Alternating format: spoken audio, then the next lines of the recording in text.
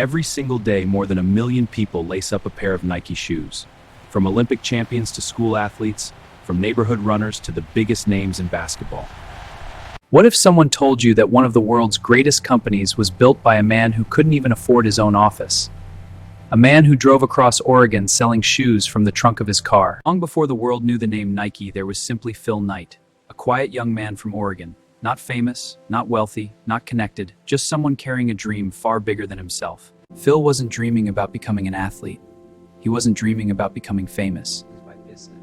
He believed that somewhere hidden inside ordinary products were extraordinary opportunities. During graduate school, one simple question changed everything.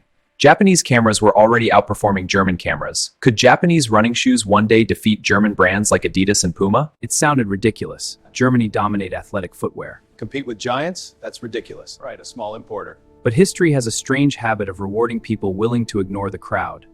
Most people would have abandoned the idea. Phil Knight did the opposite.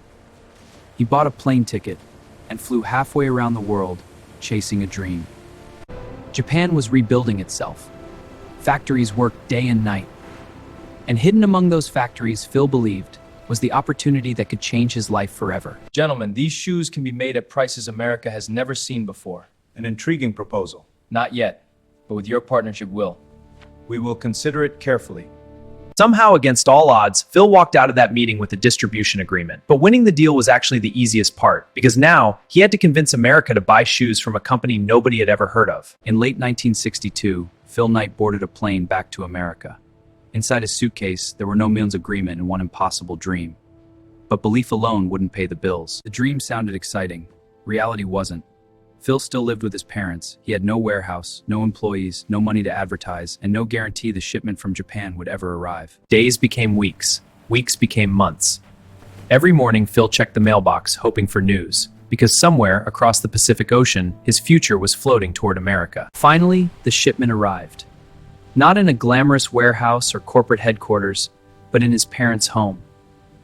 Every box represented hope. There was just one problem. Nobody knew these shoes existed. So Phil did something no billionaire CEO would ever have to do today. He became the salesman.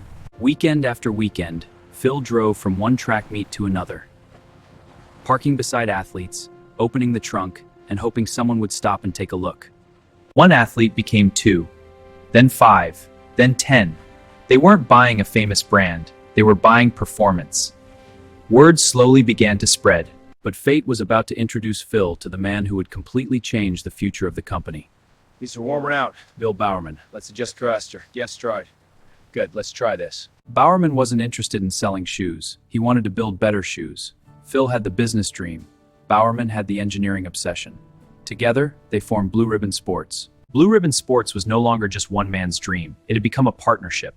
But neither Phil nor Bowerman realized their biggest invention wasn't waiting inside a factory, it was waiting inside an ordinary kitchen. While Phil Knight focused on growing the business, Bill Bowerman was focused on something else. Speed. Every fraction of a second a finished product. It was a problem waiting to be solved. Bowerman didn't wait for manufacturers to innovate, he experimented himself. He cut apart shoes, tested different materials, changed the shape of soles, and rebuilt prototypes again. One morning, while thinking about traction, Bowerman looked at a household waffle iron. The grid pattern sparked an idea. That simple observation would inspire one of the most famous innovations in sports footwear. Turning an idea into reality wasn't easy. Prototype after prototype was tested on the track. Some worked, many didn't, but each attempt brought one step closer to something remarkable. The new sole offered better traction without adding unnecessary weight. Runners noticed the difference, coaches noticed the difference, and Blue Ribbon Sports gained something priceless: credibility. Sales were still modest, but momentum was building. More runners recommended the shoes, more coaches placed orders. What began with a car trunk was slowly becoming a real business. But success brought new problems. Blue Ribbon Sports depended almost entirely on one Japanese supplier. If that relationship ended, everything they had built could disappear overnight. Phil and Bowerman understood the risk. They couldn't build a lasting company by depending on someone else's brand. If they wanted control of their future, they would eventually need a brand of their own. The decision wasn't made overnight. It carried enormous risk. Leaving behind an established supplier meant starting almost from zero. But every great company reaches a moment when it must choose safety or independence. They had the experience. They had the ambition. But they were missing one thing: a name, a symbol, an identity the world would never forget. In 1971, the company introduced its first shoes carrying the new Nike identity. They weren't launched with massive advertising campaigns. By the early 1970s, Blue Ribbon Sports had grown far beyond a small operation. But its success came with a dangerous weakness: a single supplier in Japan. Our own only way. Disagreements between the two businesses grew.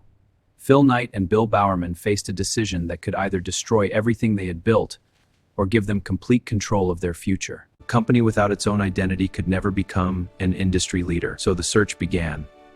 After considering different ideas, one name would ride the Greek goddess of victory. A memorable name wasn't enough. Every great company needed a symbol, one that could be recognized even without words. Was asked to create a logo that suggested movement, speed, dynamic. In 1971, the company introduced its first shoes carrying the new Nike identity.